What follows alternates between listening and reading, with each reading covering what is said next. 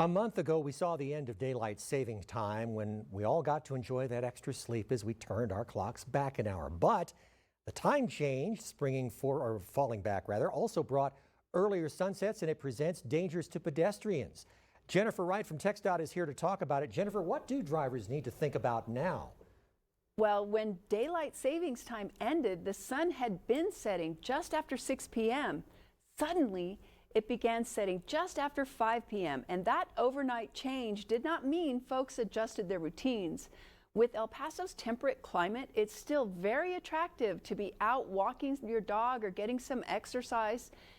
And it seems to be getting darker as people take that drive home. That's right. And every day leading up to the winter solstice on December 21st, we'll see the sun setting a few minutes earlier as we approach the longest night of the year on December 21st.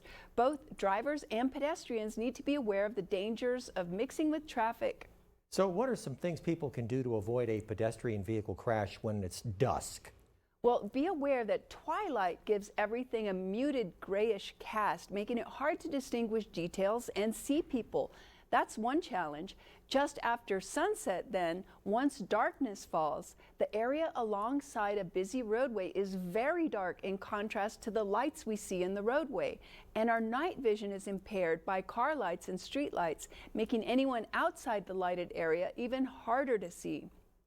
People walking will not be as visible to drivers. That is a good point. What else? Well, all the same rules apply, but they are even more important because visibility is limited and traffic is at its usual rush hour levels.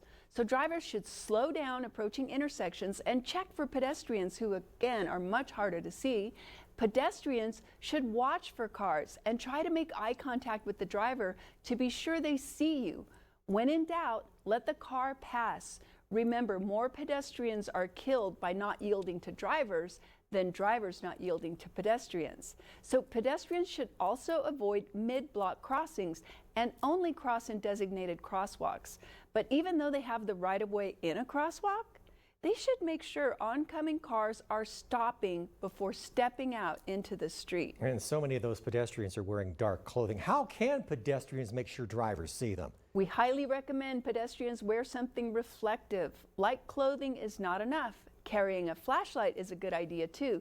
This time of year is just more important than ever for drivers to pay attention and watch out for pedestrians. I see so many pedestrians in the medians on Mesa as I drive home in the evening, and they're all wearing dark clothes, no reflective anything. So yeah, you really do have to keep your eyes open for that. All right, let's talk about closures for next week. Thank you. So work continues on a sound wall above I-110, that short highway spur that leads to the Bridge of the Americas, and it's shutting down 2 southbound lanes, but only during non-peak hours. So watch for that daily from 6 a.m. to 4 p.m. That does mean they'll be out of there by the time traffic really starts picking up around 5 p.m. I-10 widening west will have a couple of different impacts for you. South Desert will be down to 1 lane from Los Mochis to the Trans Mountain exit 24/7 for the rest of the month, which shouldn't affect your journey to the outlet shops because that exit remains open. And there's another lane closure for deck placement starting earlier than usual, 8 a.m. on I-10 East next Thursday between Trans Mountain and Artcraft. The regular intermittent lane closures remain in place only as needed. So Loop 375 widening will close the Americas Highway main lane southbound Sunday night all the way from Pelicano to Zaragoza. And Monday through Thursday nights, they'll close northbound, so just follow the detours in that area. The southbound frontage road will be closed overnight, Tuesday through Thursday, from Socorro to Pan American. There's lots going on over there. All right, Jennifer Wright with TXDOT, as always, thank you so much. Thank you, Mark. Appreciate it.